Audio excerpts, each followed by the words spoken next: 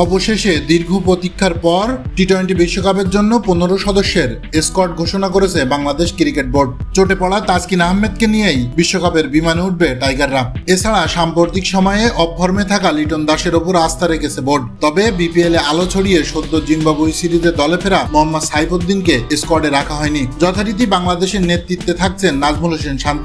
এছাড়া vice captain হিসেবে দায়িত্ব পালন করবেন তাসকিন আহমেদ। চলুন এক নজরে দেখে নেওয়া যাক কে কে আছে বাংলাদেশের বিশ্বকাপ স্কোয়াডে।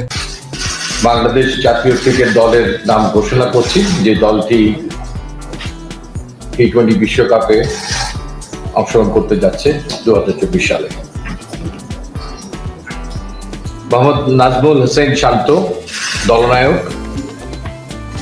তাসকিন আহমেদ ভাইস ক্যাপ্টেন, লিটন কুমার দাস, সৌম্য সরকার, তনজিদ হাসান তামিম, সাকিব আল হাসান, মোহাম্মদ তহিদ হৃদয়, মাহমুদুল্লাহ রিয়াদ, জাকের আলী আনিক, মোহাম্মদ তানভীর ইসলাম,